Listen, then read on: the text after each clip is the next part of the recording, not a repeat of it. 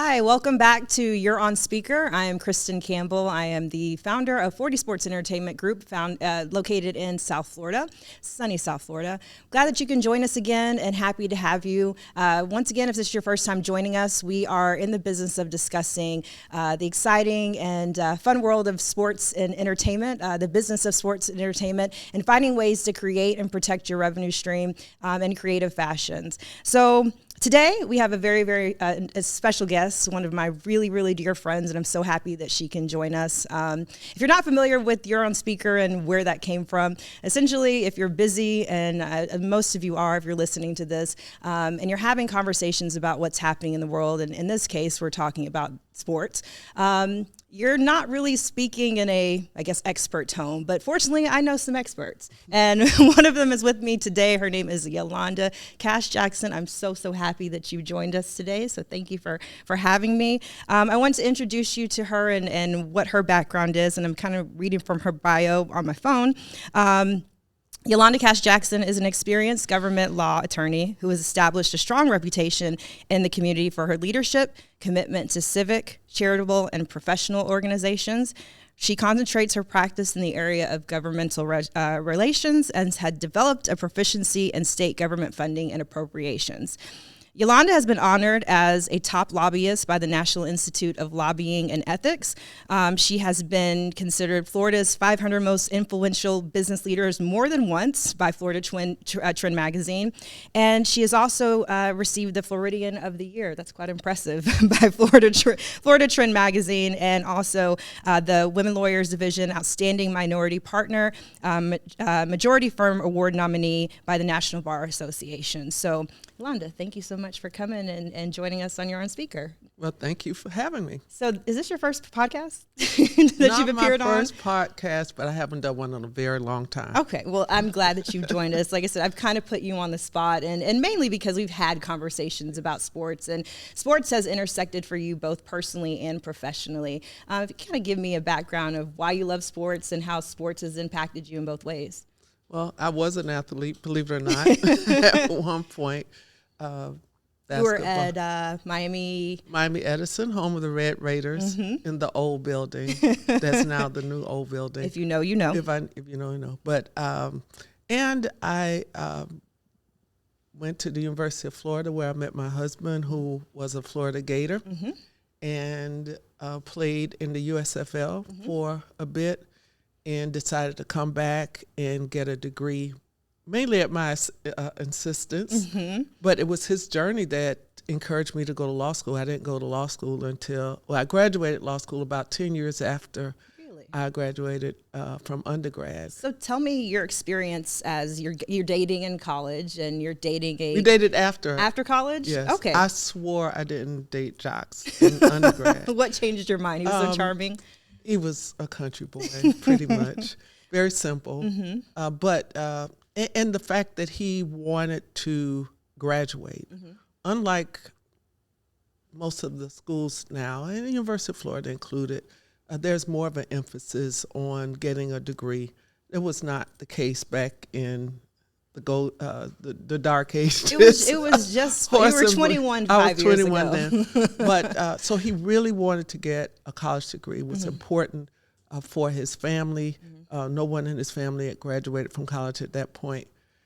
But when he showed me his transcript, you were like, well, hold on. I was like, they have 3 classes of family living or whatever.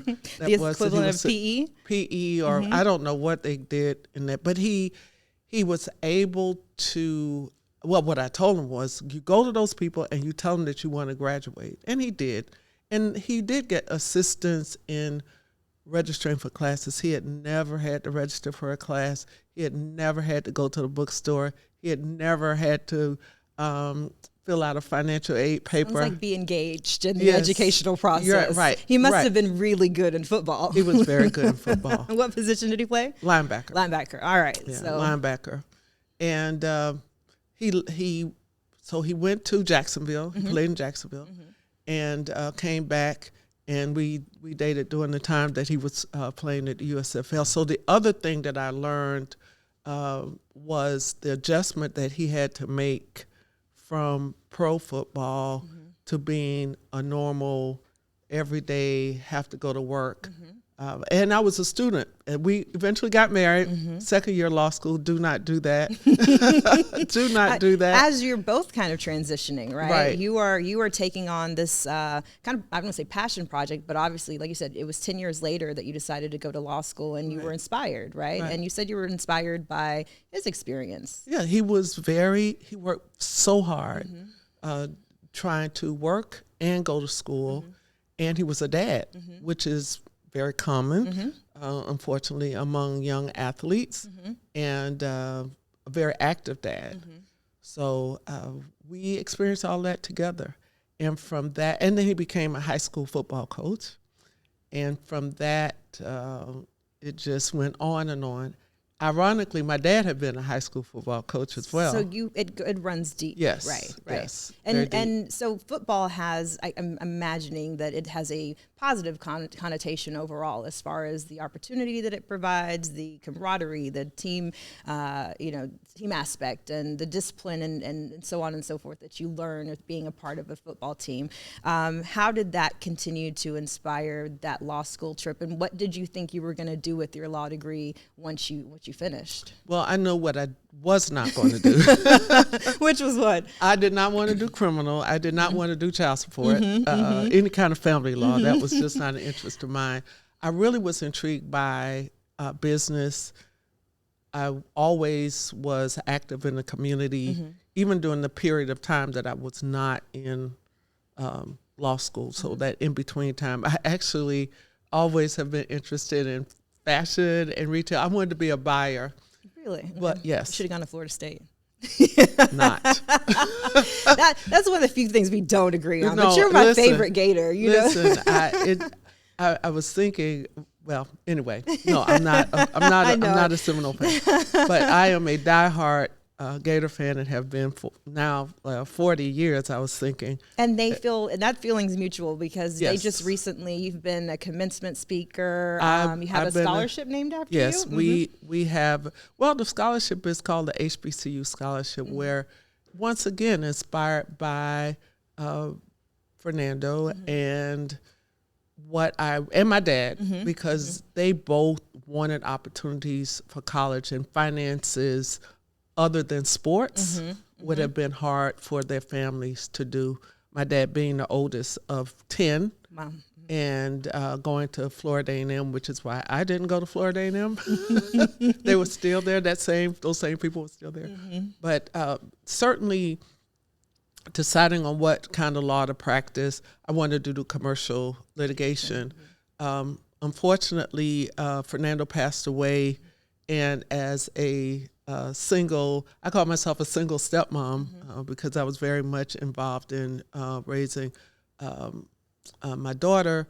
You had to come up with some way to make a living and also try to enjoy yourself. And because of my activity in the community, I started lobbying. All my friends started running for office.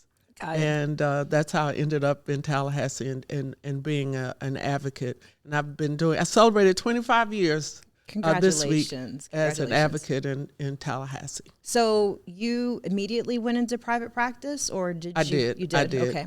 I worked at a large law firm in Florida's oldest law firm. They had never had a black woman before in the firm. There were 2 black women in the firm, myself and a woman that worked in the kitchen.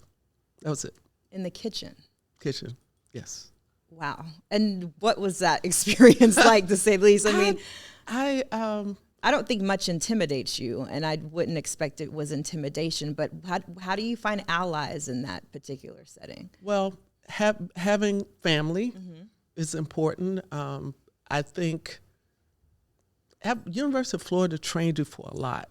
My first big class at the University of Florida, besides I may have been 2 of us in humanities. I've seen some of the recent law school classes, and I don't think but that's a whole nother podcast. That's a whole nother podcast. To be fair, but yes. Right. So but it wasn't something you were used to. You decide, as you have, that you make the sacrifice to do it, and quitting is not an option. Correct. And that's where something about the 305. Quitting is not an option. Resilient, to say the least. And That I is think correct. you're absolutely right. Quitting is not an option. No. There are obstacles. I was having this conversation with someone the other day about, the conveniences of the world. And so they were used to, if the conveniences don't work, then we must stop, or, someone's to fix the convenience. And I think that we haven't had that sort of privilege to be able to stop if we weren't convenienced. We were, what's plan B?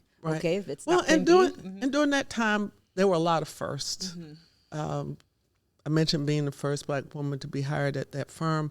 At that same time, we hosted the first fundraiser for Carrie Meek, who was the first Black member of Congress in Florida ever, well, since Reconstruction. So there were a lot of firsts during the time period that I practiced, and it enhances the commitment that I have not to be the last. Right. And you've continued to work in kind of around or through or some way be associated with sports, right? Yes. You mentioned Edison and even going back to University of Florida, and you have some other affiliations. So, I think your role in lobbying is so important for student athletes and even individuals are wanting to advocate for student athletes because, we've discussed name, image, and likeness, and it's exciting, right? The thought that players can continue, or actually for a first time, and speaking of first, make some sort of compensation based upon their name, image, likeness.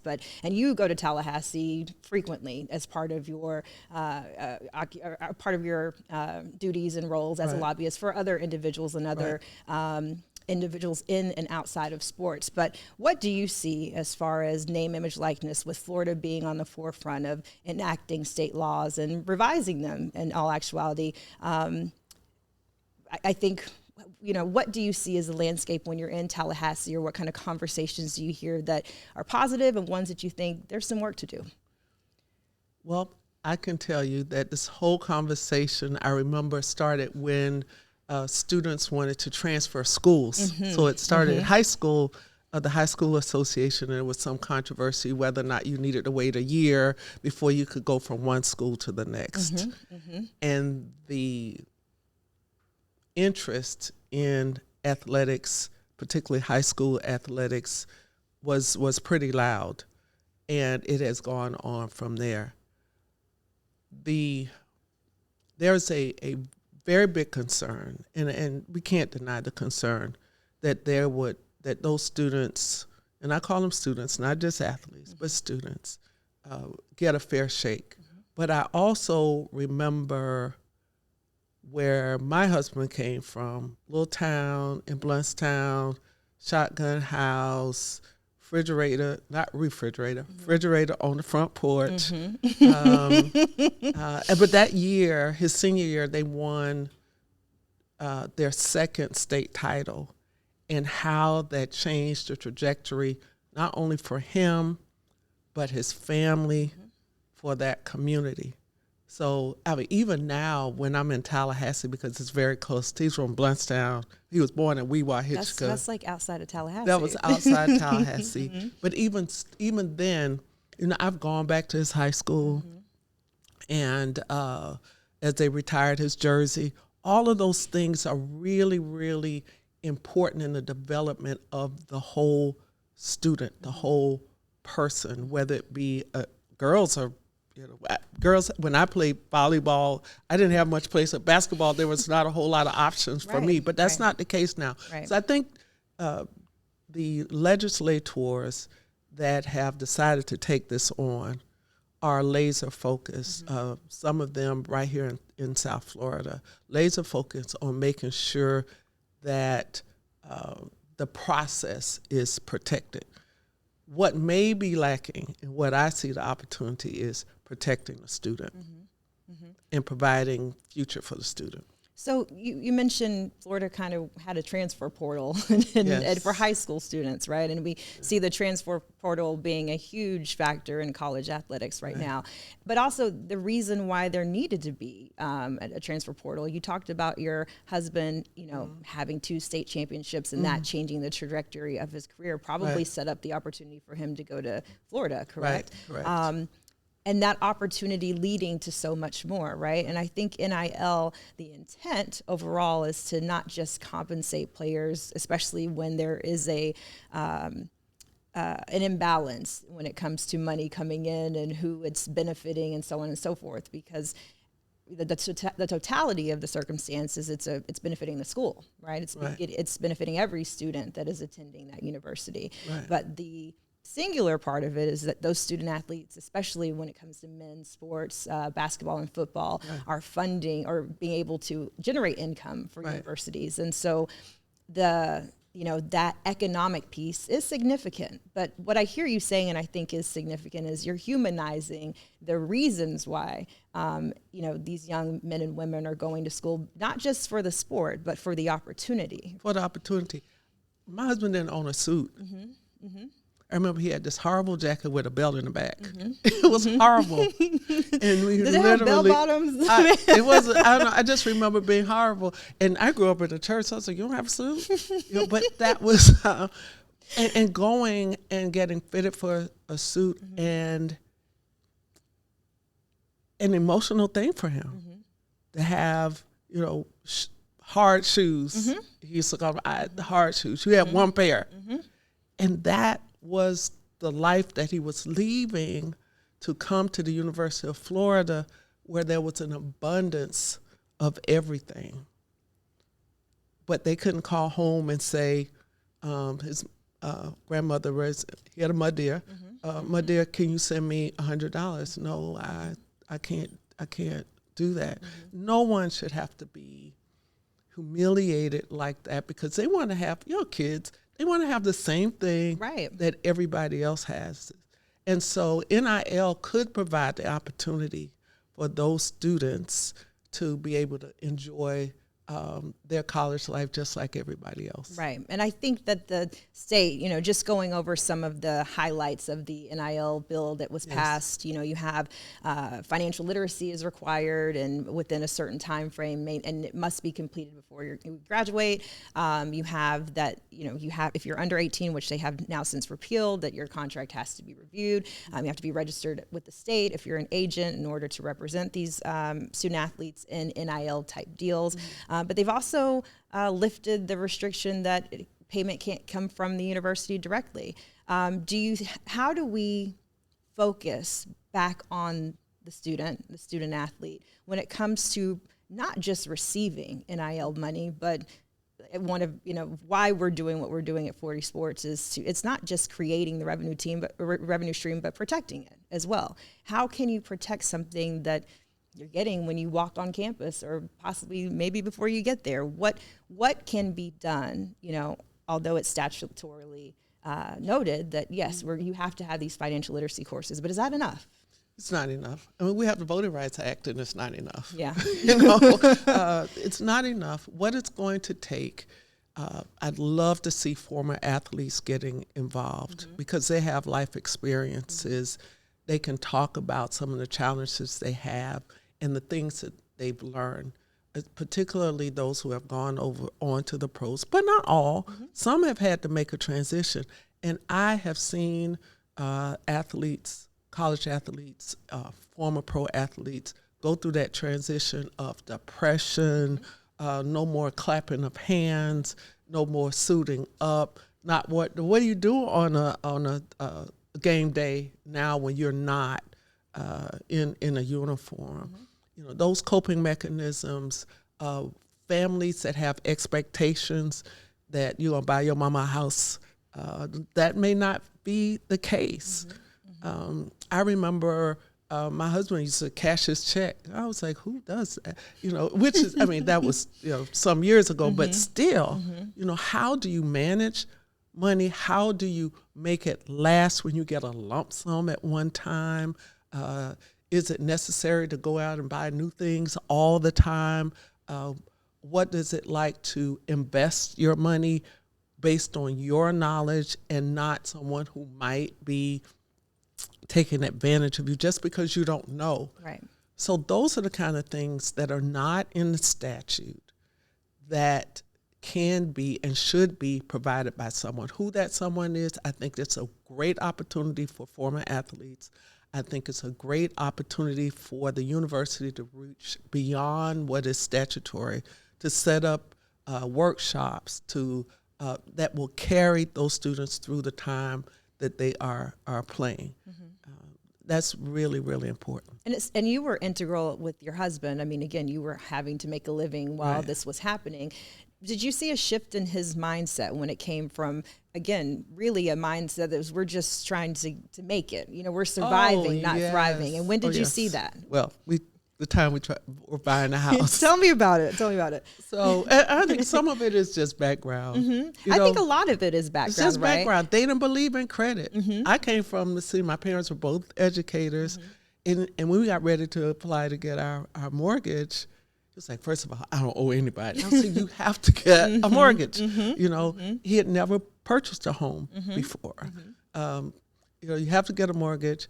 And he didn't have bad credit. He had no credit. That's He a had reality. No with a lot credit. Of He young paid people. everything cash because he thought that's what you did. Right. And so that was a big change. How much stress was he under thinking I'm going to incur debt? Because I think in Black households, especially in the South, Right. again, my family's from Mississippi, Alabama, and so the idea of debt was like you're going to be owned by someone, Well, right? And getting past that. And I had also a mentality that the only bank was the credit union because my parents were teachers, so we both learned together. But I think that as student athletes become professionals or prepare for going forward, there needs to be something more. Financial literacy is one thing. And it's very general. It's right? very, very general. Lifestyle is another thing. You have to decide how much you're going to live off of. You can't spend everything. And then you have family members that put pressure on you to make investments, to be a part of something greater than of their dream. So I think that despite the statute, that there needs to be some other, I call it village learning, done. And I think you will see, or I believe that you will see, athletes, former athletes, and community village come together to help students through this. And we've been talking a lot about football, but it's all sports. Right. All sports. Because we still are talking about young individuals who, Yes. again, when you're going to college, and I'm sure when you were going to college and when I was going to college, I'm 18. It's first time out of my mom and daddy's house. Right. I think I know a lot more Right. than I do. Yes. Right. But Absolutely. the university was a great place to I'd say, make little mistakes or, to be nurtured in that maturity process. And there's pressure, particularly at large universities. And I go back to the University of Florida. There's a lot of students that come. As the school gets more competitive, then more likely that those students are more well off. They're learned. A lot of them have gone to private schools, very privileged. And you have to be disciplined to understand what my dad used to say about, you're going to jump off a bridge because somebody else jumped off a bridge. We don't do that in this house. But it's a lot of pressure. You don't have a car. You can't go to restaurants. You just don't have it like that. Right. My parents gave me a certain amount. We were on quarter system then. At the beginning of the quarter, and you figured out from there. There was no calling home. There was no calling home for more. That was it. That's how we learned to be so resourceful. That is it. We had all kind of hustles. You shared ramen noodles, all of that. And these kids have social media now where they're not eating ramen noodles; they're eating lobster. They're getting a whole different experience. And that creates other challenges, discipline, honesty, morality. All of those things. And it saddens me every time we see an athlete get caught up in mess. Right. Just because of the pressure to do those things that they can't afford to do. Correct. So we need to not only talk about financial literacy, we need to talk about morality. We need to talk about, and get parents involved. And we haven't talked about parents.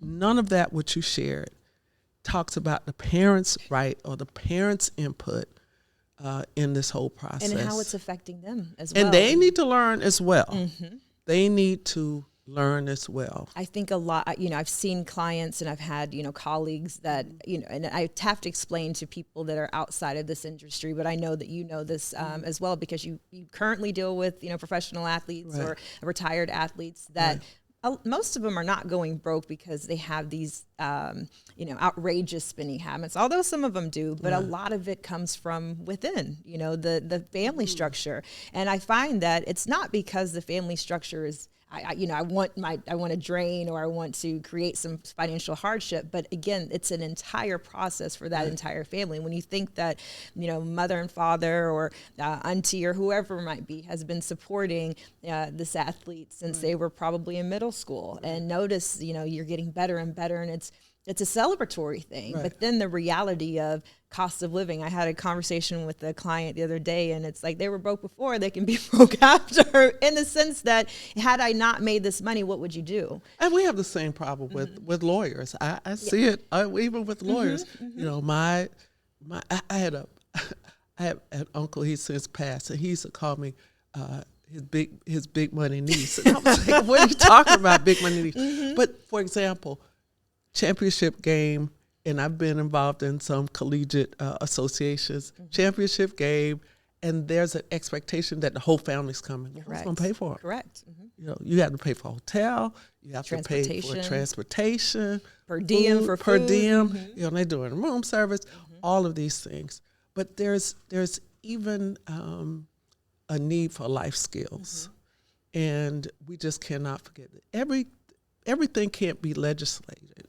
It will take that village to make sure that those things are in place. And I think we'll start seeing, like I said, former athletes, folks that are in the business of helping students come to the plate and take up the slack from where the statute left off. So if you're just joining us, this is the You're On Speaker podcast. I'm Kristen Campbell, and I'm here with my dear friend Yolanda Cash Jackson, and we're talking about, we're not quite doing a financial literacy podcast, although I think we both can agree that making sure that these student athletes are prepared for the money that they are going to receive, if it's $1,000 or $100,000, making sure that they understand how to start to think about their life and their lifestyle. And I think that as professionals, that is something that you can, advocate beyond, if you make it to a professional league or not. Right. And I think the focus with NIL can often be skewed to those individuals that are making a lot of money.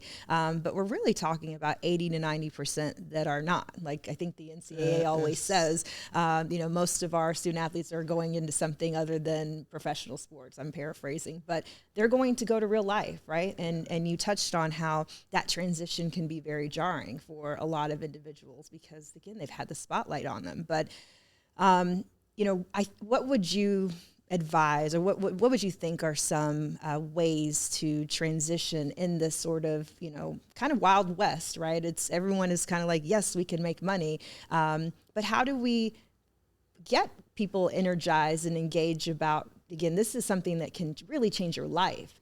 And there's, the notorious B.I.G. said, more money, more problems. Right. And like you said, it seems like you can not outspend your problems. But I think that the reality is they always catch up with you, right? And money is finite, no matter how much you make. It is finite. And without a plan or without a mindset is able to understand that this is a tool or resource, you're destined to fail. So when you talk about life skills, you want to expand on kind of what other life skills that you think are important for that student athlete and family? Budgeting and, like I said, mindset to keep money is one of them. Financial is fine, but you have to plan. You have to plan. Someone that doesn't have a plan is planning to fail. I have a plan. And sometimes it's a long-term plan, sometimes it's a short-term plan. We have to teach students that you're not going to be young forever. You could have an injury. You could not be as talented as you think. At one point in my life, because I'm 5'10", I thought I could be a runway model. As my grandmother would say, that was not my testimony. That was not my testimony. Get back in the books. But you have to plan for what's next. We cannot all major in criminal justice. I work a lot with historically Black colleges getting funding, some of the most rewarding work that I have ever done. And one of the reasons why we have that scholarship. But I can tell you that a large percentage of those students major in criminal justice because they have a passion for doing something different for their community. And they feel that they can make a difference there. Well, you can be a correction officer, a police officer, or there can be other things that you can do in criminal justice. You can do forensics, cyber security, all kinds of things. You can go in and go to law school, but you have to plan. That means that you have to have the skills to do that. You have to push yourself. Listen, to be an athlete requires discipline. It is absolutely amazing to see athletes form their bodies, lifting weights, what they eat. That same kind of discipline has to be in planning your future. And that's inside or outside of sports, right? Inside or outside of sports. That's the pathway to success. As much as we think that things just fall from heaven, you know, God does direct our path if we acknowledge him. He says that. However, faith without works is dead. That's right. So it requires a discipline. And that discipline that they use for athletics can be turned into discipline for life skills. That's something I advocate to my players all the time, that again, people want to associate with you because that work ethic that you display during in practice and on the field during game day is something that they admire. And if you could apply that same practice to what you do off the field, you cannot help but to win, right? People want to be associated with winners, and but it takes, just like I said, it takes work ethic. It takes discipline. This idea of winning. When I like to win. I like to win too. I like to win. You have demonstrated in your life you like to win. I like to win. And I use this all the time. People say, Yolanda, really what drives you? And reality is it was a combination of my parents. I used to think I was my daddy's child, but I'm definitely a combination. My mom made sure that I went to the library, that I made really good grades. And that was important to my dad too. But my dad made sure that I knew how to fight. He made sure that I knew how to fight. You know, if you come home and you haven't hit them hard and hit them low, I told you, what did you do today? Yeah, you know, I'm gonna make you get back out there and make you get out there and stand up for yourself. And the combination of two is a recipe for success. So that was our parents are our first mentors and our first teachers. And so I think that our parents were similar, especially, again, if you have Southern parents, I think there's a commonality of having to protect yourself because of the things that they endured and the things that they lived during that time, right? I know my mother is, I credit her for making me tough. And again, it's like my dad is great, but my mother had a different sense of raising a daughter, and I'm sure your mother did too. It was a mix of being graceful, but at the same time strong. And that often came through education, right? They can't take away what you know, right? No. And the more that you develop that skill, they can't touch you, right? And it's both, it's like, Yolanda, it's very professional, but she will cut you. as gracefully as possible. She will not mess. But those life skills, those life lessons are just so important. Right.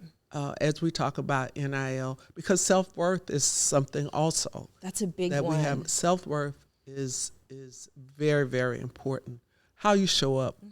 And we talked about podcasts. I think I want to do a podcast on how you show up. I like because how you present yourself, whether you're speaking, you think about the athletes, all the big name athletes, and how they do interviews, what their life is like outside, whether or not it's messy or not, how they choose mates and which mates they choose. A life skill. Or life skills. That is correct. Yeah, I'm glad that you touched on, again, the company that you keep as well. I'm going to kind of transition a little bit and give your school some props, because last year the SEC did an SEC Day and went to Washington, D.C. and had all of the member schools show up to talk about creating some national guidelines for NIL. But the University of Florida in particular sent their student delegation up there to talk about how NIL actually affected them in reality, from the discrepancy between big name players and maybe smaller sports, and the disparity between the money that was being issued, and even kind of the resentment and jealousy and things like that happen, right? And again, they're navigating these things as 18, 19, 20-year-olds. Right. And so again, we're talking about a really big expectation and a big ask beyond just the focus and the discipline and the performance in what they're doing, right? We're asking them to be professionals, right? Because once you take on that, I want to be an NIL athlete, I want to take advantage of this, you are incorporating yourself. Right. And we need, something we haven't talked about. You talk about what the University of Florida did when they went up to D.C. I haven't heard parent advocates. I have not heard parents advocating for these students in Tallahassee. Do you think, and here's my thoughts on the reason why, and I want to talk to you about how we can change that, because I think, again, there are some parents where their son or daughter has kind of been driving the car, right? They have been running the show because of their athletic ability and academic ability, coupled with that, because you do have to have some grades to get into college, and especially these bigger schools. But not knowing how to really advocate, other than talking to the coach and saying, what's up with the playing time, transferring, even that wasn't just like you said, that wasn't a simple, we're just going to change the rules. Someone had to be lobbied, correct? Well, I do think my experience has been, and I know some of my friends that have kids in students in athletics or preparing them for college, they do advocate, but they need to talk a little louder. Okay. Everyone has a state representative. Everyone has a senator. Everyone has a member of Congress. And if there's going to be a national NIL policy that's going to be done at the federal level, everyone has a member of Congress, whether they're Republicans or Democrats. This is a nonpartisan conversation. Parents need to educate themselves on what's happening in the law, and then they need to educate lawmakers on what's happening, on the real deal, because everybody is not someone from Bluntstown, without wealth. We have some very accomplished parents who are navigating on behalf of their children. We just had an example, a woman who, did a really good job on negotiating for her son. So everybody's not, outside of intelligence. Correct. They're able to, but we have to advocate. We have to tell lawmakers that this is important. Life skills are important. Morality is important. What they do in their future is important. You have to tell them, especially parents of color. So I talk about that professionalism again, when you are inserting yourself into an NIL conversation and deciding that this is what you want to be a part of, you are essentially incorporating yourself. And you work with businesses that are trying to have some sort of incentive or break or whatever it is in the particular state. Can you talk about the urgency of having a lobby for in this particular field, and why parents, like you said, they need to be engaged, but understanding when we're not, what is really lost? When it's not, then people legislate based on what they know within their sphere of influence and who's in their ear. You have to bring a different voice. And the reality is they don't always look like the individuals we're talking about. Most of the time, it's people who are going to benefit financially from the conversation. And that's not just in sports. That's in most things. Right. The people that have the resources to come up to Tallahassee, the resources to go to Washington, are the ones that you hear from. But you have a voice still, just with your own local delegation. With your local delegation, you can say, you can write a letter, you can send an email, no problem. Florida is a sunshine state. The doors are open. But it's important. And I as an interested party, I've approached parents who have very talented children who are definitely going to be in the NIL space. I won't mention their names, but I have some ideas. But. Yeah. So I was like, do you know about this NIL? Well, I heard about it. I don't know much about it. And, when a couple of articles have come out this week on some of the expansion of NIL rules, I sent it to them. Listen, you need to read this because a lot of times people are talking to their children and not talking to them. You need to have candid conversations with your children as to what you accept and what not to accept. This thing called a cell phone, that thing called the internet, gives them way too much exposure and ability to be contacted by people that may not have their best interests. You have to communicate. I'll tell that to parents. You have to communicate. You have to pay attention. Back in the day, I couldn't bring anything home without somebody seeing it. Without somebody seeing it. Like you open your book bag and there was no privacy. Like you're being interrogated by the warden. Like before you walk any further in this house, what's up in there? What's happening there? What notes from the teacher? You did not have that blouse on when you left. And that's how, they were hyper vigilant because again, it meant something happened. Right. And you don't have to tell me something. I can tell something happened. If your child is anywhere in this NIL space, you need to be talking to them about what's acceptable for your household, not what's acceptable for the school, but what's acceptable for your household and what's not. And I think that's the biggest opportunity that's available, is shifting the thought from it's just money and finally we get to have money to, again, the ethical, the character, the other things that we mentioned before, that this is not just a money game. And again, that money game runs deep and there are people with bigger pockets, but there has to be some ethics and character revolving around it, because if not, I said we could find ourselves, and these student athletes could find themselves worse off. So I don't believe that the intent is ever to, make a party unequal or, lessen their power, but that ends up happening a lot of times. And we have more and more students who are going to schools outside of their neighborhoods, all of those checks and balances. I recall one time skipping school. Not you. Yes, I did. No. Well, let me tell you, one time. Because somebody found out and told. Oh, we went to a pep rally at Northwestern. That was all it was. That was all. But when we got off the bus, because we took the city bus, when we got off those of you who are from the 305, we got off that 21 bus on 50th Street. Miss Ernestine was at the bus stop. And Miss Ernestine was who? Your mama's friend, the one neighbor who didn't work. So she was in everybody's business. Business. But that kind of check and balance is missing when the kids are going to a school because outside of their neighborhoods, because it's a better school for their future. Right. It's a different culture. Right. You have to ask questions. You have to go to the game. You have to look in their phone. And this is kind of unorthodox, but until we get some checks and balances on this, these are your kids, and you can't give over the control to NIL. Right.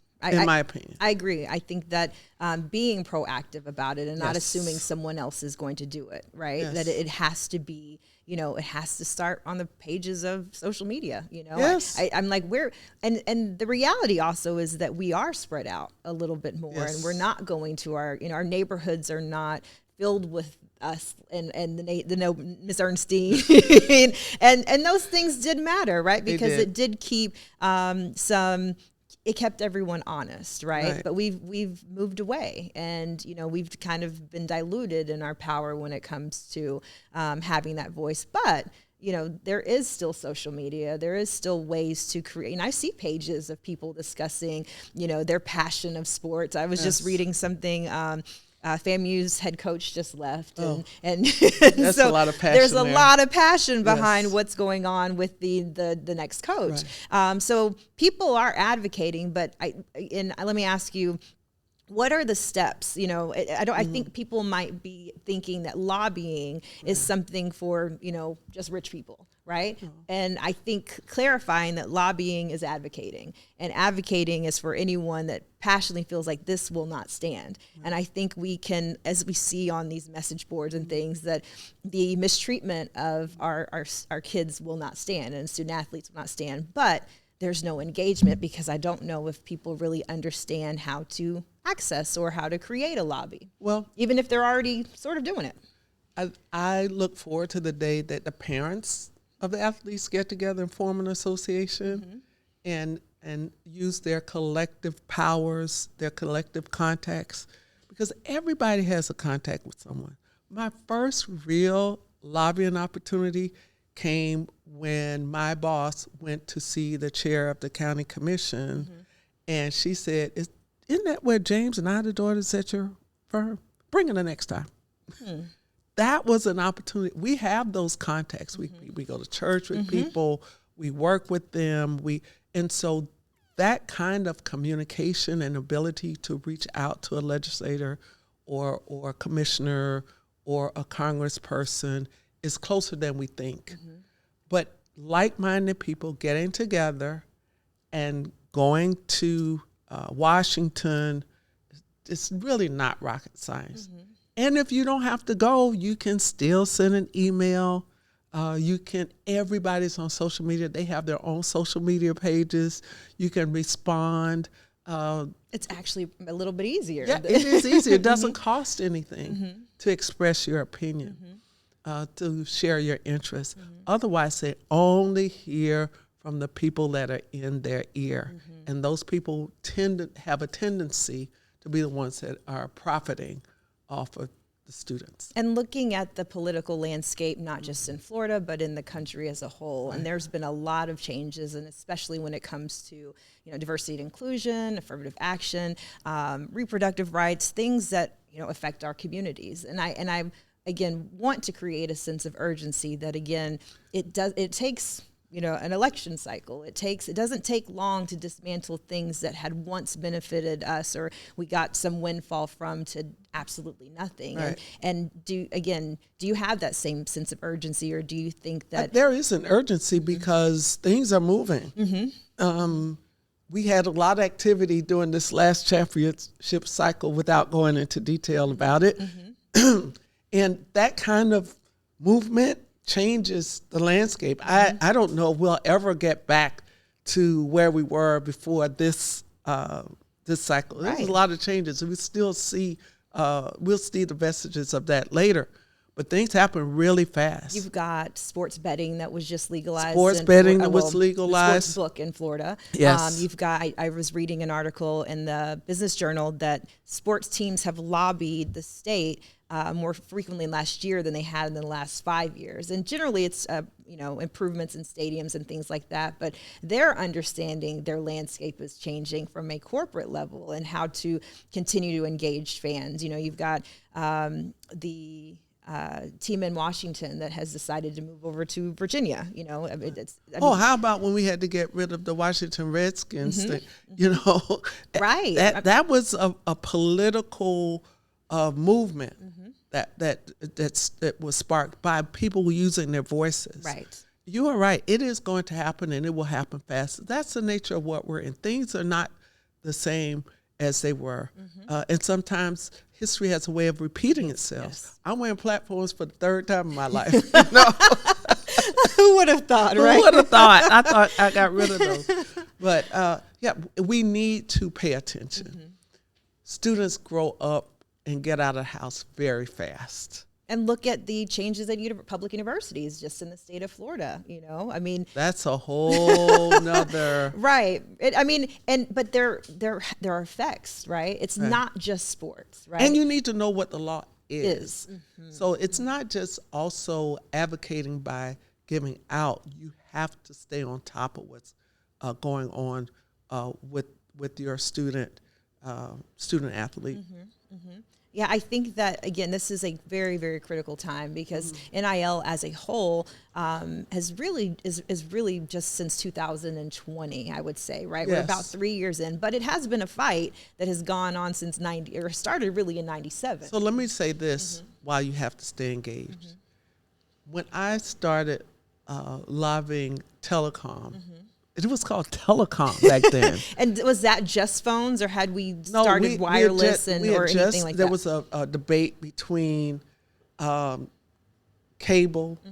Who owned the cable? Like the cable in the ground. Who owned the cable? And internet was just coming. I'm aging myself, but there was no internet. Right. You know, we had beepers.